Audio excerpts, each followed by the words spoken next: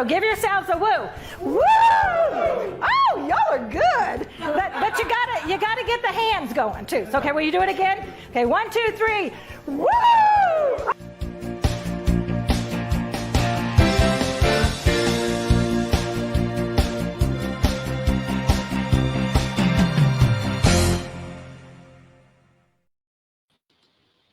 Hi there. Good morning, everybody. How are y'all doing? I am so glad that you have decided to join me today. I'm going to go over to the comments and make sure that this is open so y'all can leave me a little message. And I think you see either in the Facebook area up on the ad or the little promo, I think it tells y'all what to do in order for me to see your name. So I'm going to do a quick post in here and say good morning. And y'all know if I look away from the screen, it's because that's where I see the comments and things. So let me go here and say, good morning. Merry Christmas. How's that? Can you believe we are getting so close? Good morning. Merry Christmas. Okay, now I can read that. Let's see if I can read anything from you guys once you get going and get signed on here. All right. Well, hey, how are y'all doing? How is your Christmas shopping going? How are you feeling? You feeling some peace and calm? Are you feeling stressed? Okay, so I'm going to make a little point here that you know that is your choice. You can look at what's going on around you. It can be all this whirlpool going around, but you can choose to go into the place of calm. And you can look at it as just what a wonderful time, most wonderful time of the year. Or you can look at like, oh, this is so stressful. It's all, two different ways of looking at things, right? And that is what we're talking about today. We're going to be talking about attitude. And, so many times these things overlap with each other, whether we're talking about choices or attitude or positivity, they all kind of go together. And so we're going to look at it from a little different perspective. But like I said, they all sort of bleed in together because, can't have a great attitude really without having positive look on life, and you have to make that choice because we all do every day. How we're going to wake up, what we're going to do, how we're going to treat other people, and a lot of that treat other people is determined somewhere down the line as to part of it could be still from when you were growing up, that you're just still carrying some of that that story that you tell yourself that was instilled maybe with your parents or someone in your life. But we need to begin to look at those things and decide, are we going to continue to believe that lie? Are we going to continue to make that choice just because our parents or whoever, put that in our life? So many choices. Don't y'all love it? I love choices. I know you've never heard that before. But I do, because it shows me that I can make a difference in my own life. I can choose to believe what Jesus says, or I can choose to believe what the world says. I can choose to believe that life has a lot to offer. I can choose that it's just a weary, dreary place. Those are choices that we make, and those determine our attitude. We determine what we want our attitude to be. But before I go on any further, I just want to see if anyone's out there that wants to say hello this morning. And I would love to see that and put your name in the chat. Like, hello, this is Kathy from Overland Park, or, whoever's out there this morning. I love the fact that you would choose to be here with me. A couple of things coming up. Now, next week, y'all, I am not sure exactly what's going to be happening on here because I'm supposed to be on a train with my mother. Unfortunately, she was tested positive for COVID yesterday. So if you guys would keep her in your prayers, I would just so appreciate that. Her name is Dean Lane. And if you want to mention her by name, or just, God knows that she's my, you can say Delinda's mother. But she's been doing really pretty well. She did have a fall and sprained her ankle about 2 weeks ago. So she lives by herself. She drives. She takes care of herself. But, something that could be as extreme as COVID is, if you have a light case, it's not too bad. If you have a bad case, it could be. So just keep her in your prayers because we are really looking forward to our train trip next week. So I might put a pre-recorded thing on here for you, but I will not be going live because I should be on the train. If I'm not on the train, then I will. So you might check in or just watch. I usually put the notices out, so you'll know that. And again, we are just to see, today is the 12th. Now, this is a strange thing, but I have a friend that I have not seen, oh my gosh, could be 25 years, could be 30. And today is her birthday. And I don't know why it is. I forget most people's birthdays. I mean, I do not want to remember everybody's birthday.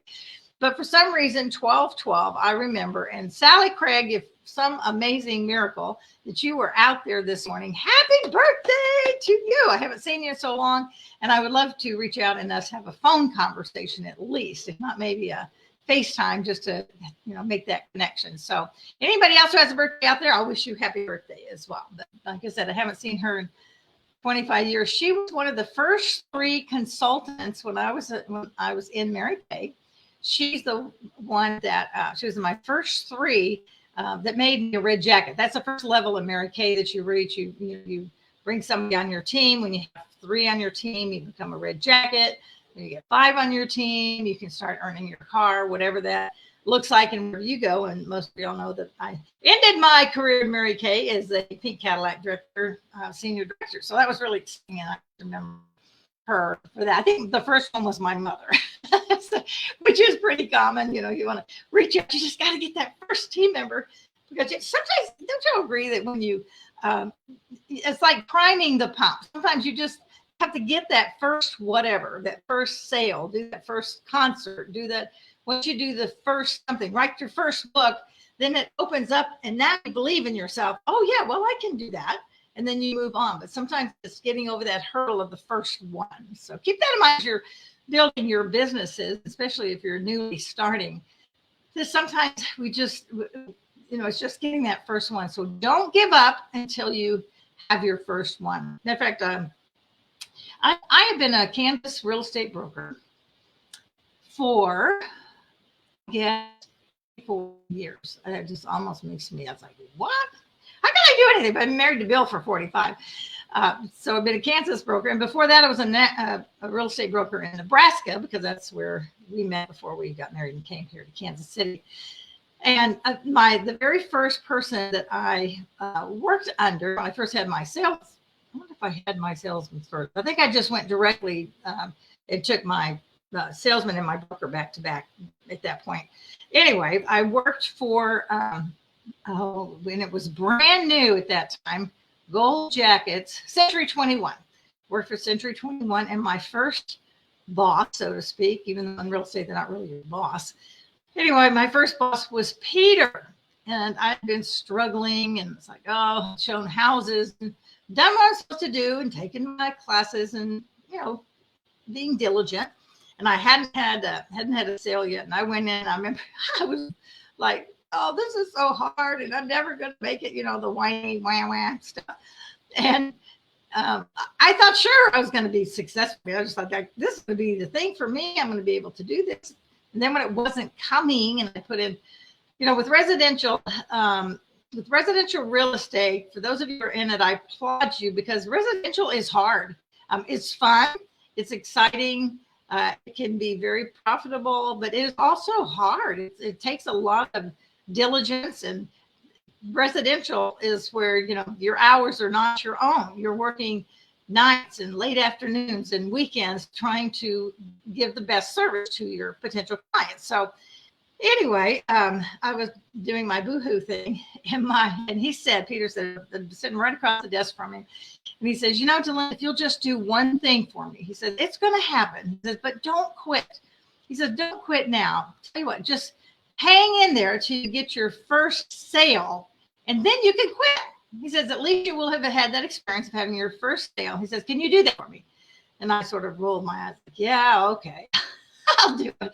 But that has been the greatest advice. And I did stay, and I did have my first sale. And as a matter of fact, I not long after that, I actually sold a commercial building, and the commission from that enabled Bill and I to buy our first house here in Kansas City. So we decided to get married. We came here because his company he owned a real estate company he owned here. I was here in the Kansas City area. So we moved here and we were able to buy our first house. So I was so glad that I didn't quit. So first rule out there, don't quit. Don't quit until you've had the success, whatever that looks like in your world or your business, or, maybe it's not even a business thing. Maybe it's a ministry thing and you just know that's what you're called for. And you're beating your head against the wall, whatever that looks like for you. Don't quit. Don't give up until you've had that first success, that first something, that first goal that you're looking for. Because so oftentimes it's just really around the corner. Just hang in a little longer. And that is attitude, y'all. So that will bring us right into the whole topic of today, which is attitude. Hi, Kathy. Good morning. Prayers for my mom. Thank you so much. I haven't talked to her, of course, yet this morning, because she's an hour time difference. So I need to give her time. I'll check in with her. But my brother went over and saw her yesterday and did the COVID test. And all this time, she has warded it off. She has not had COVID up until now. So anyway, so I'm praying for her that we'll be able to still get her here for Christmas. So anybody else out there that wants to say hello? Oh, gold jacket, red jacket. Oh, yeah, Kev, that's right. Yeah, everybody. And they were so ugly. Kev, you remember those? I remember when I joined Century 21, I said, can't y'all pick out a better color? I mean, it made me look like death. I like to look good. I like to check my clothes out. Red jacket, Mary Kay was great because I can do red. But that gold jacket was terrible. So I always had to wear something around my neck. Sorry, guys, y'all.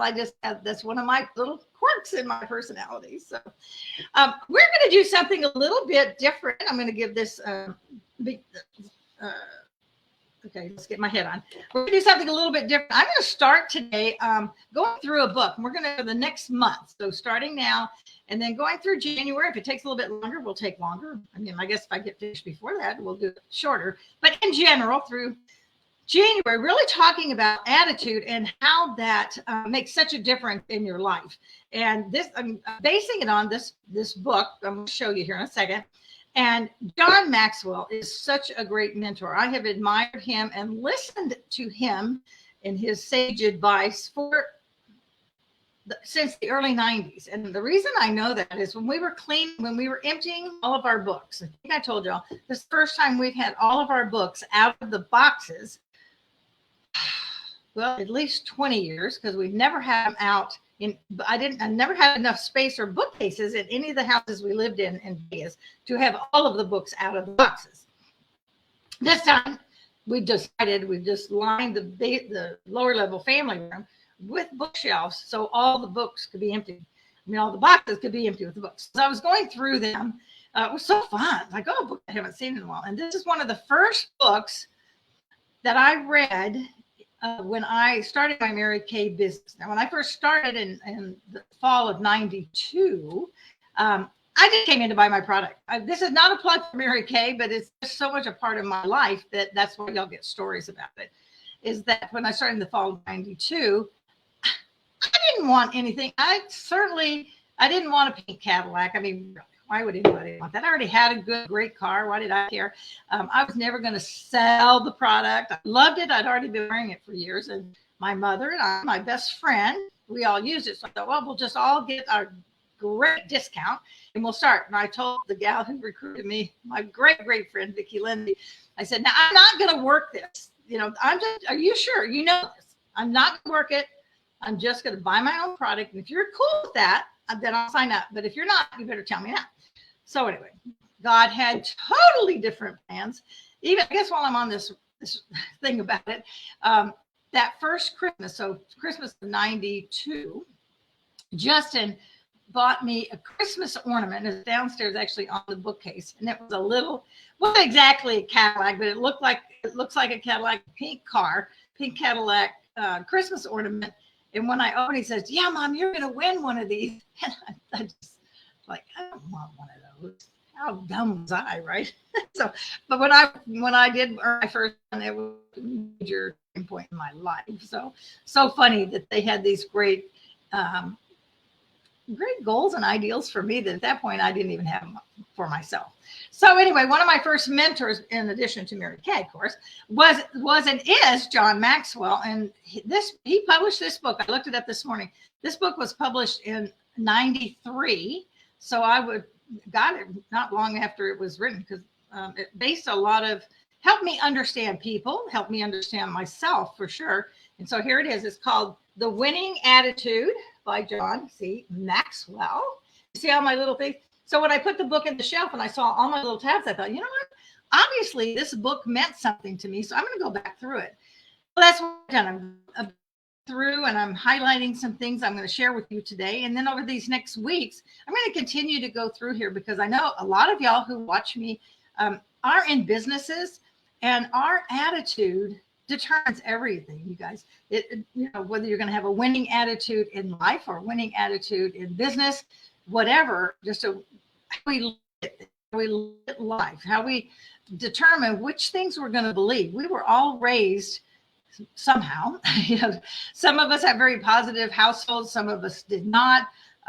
And a lot of things we were told growing up have turned out to be great, right? And a set of path.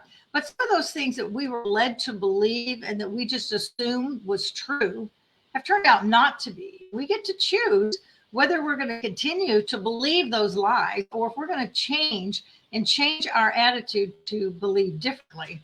So I'm going to read you. He starts out in these first couple chapters talking about, he calls them an attitude axiom. And I'm going to go through a couple of those this morning, and then we'll continue on as we go through.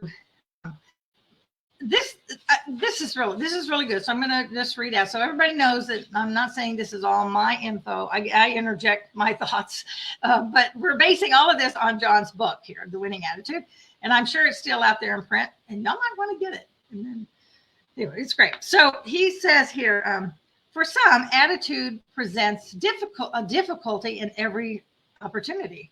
For others, it presents an opportunity in every difficulty. Some climb with a positive attitude, while others fall with a negative perspective. The very fact that attitude makes some while breaking others is significant enough for us to explore the whole thing. It's like, why do you look at attitude? Because you can have two people looking at the same circumstances, but their attitude and how they look at it is totally different. And I'm going to even just start with one of those, being how we look at the world. It is easy to look at all the negativity and all the pain that is out there. When we look at the choices that throughout society, I call it man's inhumanity to man, how we can be as a human race so cruel to others, whether it's racial or, the whole human trafficking, that just breaks my heart. And if we allow ourselves to only focus on all of that negativity, it is going to affect our attitudes. It's going to affect how we look at life. It's going to affect how we wake up in the mornings.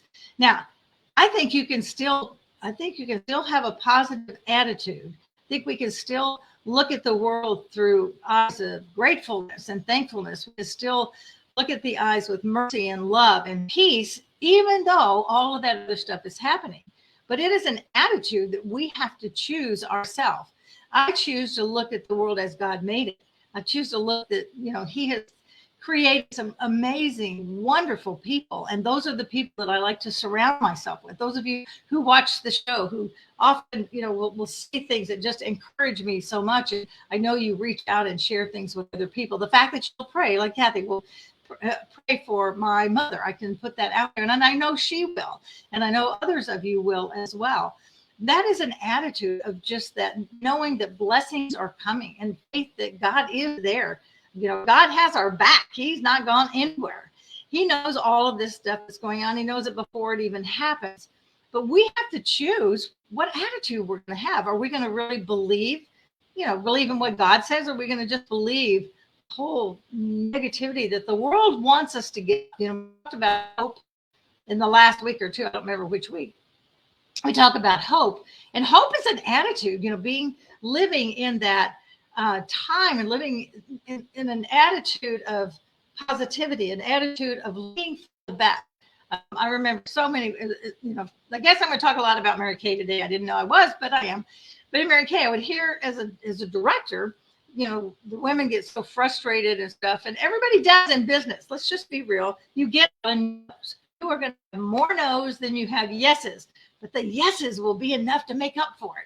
And you just move on. You just let it roll off your back, and you just take it. And I love it. One day, Bill, I was having this discussion with him. This is years ago. And I said, yeah, everybody just hates to get no. And he says, well, they just need to look at it as no, new opportunity. And it is. Okay, so they say no, so go the new opportunity, go talk to somebody else or present it to them another time in a different way. Sometimes it's just how we present things. One of the things that John brought up in the book was that how we look at life and our perspective determines how we present things to others. He does a lot of leadership training. He talks about when he would do evangelistic, even evangelism, when he would be teaching other leaders, pastors. He said, it even makes a difference because if you, as a leader, are looking at talking to people about Jesus, and the attitude is, nobody wants to hear this. It's just a waste of my time. If you're looking at that kind of attitude, then chances are you're not going to lead anyone to Christ because you already don't believe that they want it. And so you just already set it up, and how you present it is not going to be a way that's going to make them want it. Does that make sense? He described it better. I'm just giving you my ad lib version of what he said. He said, but on the other hand, if you do it because you love them, you love them and you want them to know about the love of Christ, and you're emanating that love of Christ, and you just want them to know how amazing it is, they're going to be more open to receiving because they can sense that attitude in you is real and authentic, and they want some of that. So even from that standpoint, but it's the same way in business. If you go into a sales opportunity and you're saying, oh my gosh, I've already had 15 no's this week or this month, and there's just going to be one more, you're just like rolling your eyes inside yourself. Chances are your presentation is not going to be too great. But if you go in knowing that, you love your product and you love what this does for somebody else, it really is taking yourself out of the equation. When your attitude is that of service and wanting them to have this, this coaching, this water machine, this whatever it is, because of what it can truly do for them, what it can truly enhance their life and make it better. Your attitude, your authenticity is going to make the difference to why they want to say yes. Maybe they might not even know they need or want it, but your enthusiasm, your passion for them, because you love them and you want to serve them, and that's that turn that makes the difference. So I'm going to go back over here to the book now and just read a couple of things here for y'all. Let me see, what is this one over here? Okay, so here John Maxwell says, this is actually the first chapter. Do you feel the world is treating you well? If your attitude toward the world is excellent, you will receive excellent results. If you feel so about the world, your response from that world will be average. Feel badly about your world, and you will seem to have only negative feedback in your life. So he put much more succinctly than I did, but that's that same thing of how do we look at our life in response to the whole world, and then take another step, and how do we look at the relationships in our lives? If you're saying, oh, everybody around me is just so negative, and I just don't even want to go out, and you're looking at, yourself, that negativity that all of them have. Well, you might want to just circle back around and say, well, maybe, just possibly, it could be that it's your negative attitude. You look at the relationships in your life, it should give you a pretty good indication of what yours is. If you're having trouble looking at your own attitude and wondering about what is your attitude, then look at who you're hanging around and the things that you're doing, the relationships that you have. And chances are that's going to give you a little inkling of what is going on in your life and who you are, or who other people are sensing that you are. So his attitude axiom number 1 is our attitude determines our approach to life. And that is just, it's just so true. He gives a story here about, and y'all, it kind of reminds me of the glass half full, glass half full and half empty. He says the story of two buckets underlies this truth. One bucket was an optimist and the other was a pessimist. There's never been a more disappointing, there's never been a life more disappointing as mine, said the empty bucket as it approached the well. I never come away from the well full, but when I return, it's empty again. And the other bucket says, there's never been such a happy life as mine. I never come to the well empty, but I always go away again full. Okay, so all in perspective. What is our attitude? What are we expecting from life? Are we expecting life to have good things? Are you expecting to be successful in your business? And then all of that leads to other questions like, well, what does success mean to you? But from just the perspective of our attitude in things, what is your attitude, about that, about what life is? If you feel like, and again, part of this could be from how you were raised. Life is an uphill battle. You're never going to make it. You have to just work and work, toil all your life, and you die. Now, I don't have anybody in my life that is that. I'm really blessed. My parents, neither one had that kind of attitude.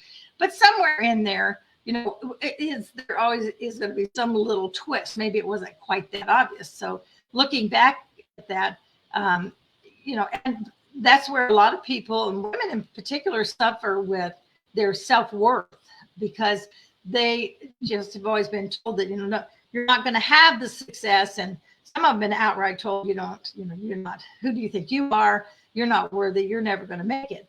But sometimes it's a lot more subtle than that. Now, y'all know I love my mother. I talk about her a lot. And she would always say, you can do anything you want if you work hard enough. But part of that was the problem is that you just have to work and work and work and work in order to have any success. So then when you begin to have that success, those doubts come in, just those pre-programmed things of, well, did I work hard enough for this to really deserve this? It wasn't so hard. This came fairly easy to me. Yeah, I had to do it and I was diligent. Those kind of things creep in. So when you notice that, begin to pay attention and say, well, I put it in. If God blesses me, shouldn't I accept that and be grateful for that and not try to make it fit with that attitude of how I was raised? So I hope that makes sense when, thinking that. And good morning, Mary. Thank you for the prayers as well. I appreciate that. Okay, so as he said, his axiom number one was attitude to turn our approach on life. And then let me see. Oh, I love this. Okay, so I'm going to ask you a question and you can answer on here, or you can pick a different song. So here's his application. So every chapter has its application to the whatever he's talking about in each chapter. And he says, which of the songs describes your attitude towards life? The first one is make the world go away. And the second one is raindrops keep falling on my head. You remember like raindrops keep falling on my head? Good song. The third one is I did it my way. And fourth is, oh, what a beautiful morning. Okay. Which song determines you or reveals your look at the world? Do you feel like raindrops are always falling on your head, or just, oh, Lord, just let the world go away? Or, oh, what a beautiful morning. And I love that. Especially because one of my favorite verses is, this is the day the Lord has made. Let us rejoice and be glad in it. If you wake up every morning and you're looking at the world through the eyes of God, the eyes of faith, of what God is bringing into your life and what he means to you, and that it is a beautiful thing. And Lord, how can I serve you today? How can I be a blessing to somebody else? That kind of attitude sets the tempo, sets for how your world is going to be. What is your life going to be? Does that mean that every day is going to be perfect? Of course not. But it sure helps you get through it when it's not so perfect, right? Oh, hey there, Sherry. Good morning. I hope you're doing well. All right. So I'm going to, one other thing too, and it was in a further chapter. We'll be talking about it later. I remember now, so y'all know, I've talked about it numerous times, and Lisa, lovely Lisa Fredrickson, always reminds me of my particular attitude about a front row parking spot. And it just always 99, maybe more than point something, 99% of the time, God gives me a front row parking spot. And I always have people saying, how does that happen to you all the time? And what I remembered, so in this book, John brings up the parking spot. And I've always done it. It's just something, I don't know, God put in me. But I remember when he had a take club, and every month you would get a motivational, hour motivational.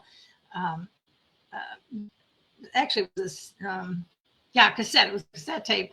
And in that, he talked about the front row parking spot. And then, as I was reading through the book, he talks about that. And he says, I had a friend ask me why I always assumed a close parking spot would be available. And the mall is and all that. And he said, odds are that the person coming out of the store has been in there the longest. Since that individual arrived at the store the earliest, he parked the closest. And then when they pull out, I drive in. Now, I have to say, I never thought about that. I never thought about why somebody would be coming out that's because they got there early. I just say, somebody's ready to leave and God gave it to me. So, and I'm always grateful. So, what are you looking for? What are you anticipating? What is your attitude saying? Is your attitude saying, oh, nothing good ever happens to me, I never find a front row parking spot? Then I'm going to tell you, you won't. If you're not looking for, you're not going to find it. And I've mentioned before that Bill used to never do that. He would always go to the back and move forward. And I would ask him, why do you do that? He said, well, there's not going to be one up front. And I said, yeah, there is. And now he does it, y'all. I don't even have to say anything. It's so great. So he goes up to the front now. And like I said, 99% of the time we find one. And it's just a little, is it because I'm so great? Is it because, I deserve it? No, it's just one of those little blessings that just pop up that God just gives me. So try it. Try your attitude. Check it out. What do you really believe? How are you living your life? Are you looking at life as oh, what a beautiful morning? Or, oh, I wish the world would go away. So just something to think about. We're going to continue through for the next few weeks talking about this. This is really, I'd say, even he uses lots of scripture. I love anytime a book uses scripture to really accentuate what they're saying is true. I suggest this book. It really is excellent. A lot of it will be things you've heard of before, and it's not like it's brand new, but it just reminds you. It reminds you, and it does a little mental check with you, like inside yourself. Maybe you've had just some bad things, just a lot of negativity happening, because that happens in the world, y'all. It does. But we don't have to lay down and just say, oh, well, it was me. We can say, God is with me. He's got this. He's got the final say, and just keep walking that obedience walk the walk of looking forward and blessing the day and being grateful for where you are, just grateful to be alive and you woke up today. So, all right, that is what we're talking about, our attitudes. So anybody else have anything you'd like to say this morning? Let's see, Sherry. You are very good. Thank you. And thank you for praying for my mom. I appreciate that. I'm going to see, it'll only be 9 o'clock or so, and I'll give her a call, see how she's doing this morning. But I appreciate all of you. Thank you so much. Check in next week. I'm not sure, like I said, if I will actually be on the train. I hope I am. I took a train yesterday just to get a sense. It's been so many years since I've been on one. So I took it really is more of a local. It goes from Kansas City to St. Louis. But I just went from Lee Summit to downtown Kansas City to the big terminal downtown. It's so beautiful. Oh my gosh, it's so beautiful. And so I took that just because I wanted to get a feel for, how much does the train jiggle? Can I walk easily? How hard will it be for my mom to walk? Just trying to get some information. I just had the greatest time. The train was late because, and Bill is a researcher. He loves to watch YouTube videos. So he's watched probably dozens of videos of people making videos of going on Amtrak. So he'd say, well, oftentimes they're late. They're historically known for being late because there's only one set of tracks. And so if a freight train is coming, the passenger, whoever has precedence, then the passenger train has to pull, they wait at a certain place for the freight train to go past. Well, or vice versa. Well, that happened yesterday. So we were an hour late leaving because the freight train, I guess, got ahead and got on this particular track before the passenger train did. But, it's like I wasn't in a big hurry, and I've already know that that's a possibility. So again, it's all of the attitude. Like, that's all right. If it happens, it happens. It could happen. We could have, they say, you could have 3, 4, 5 hour delays going as far as we are from Phoenix. Well, actually, Flagstaff here to Kansas City.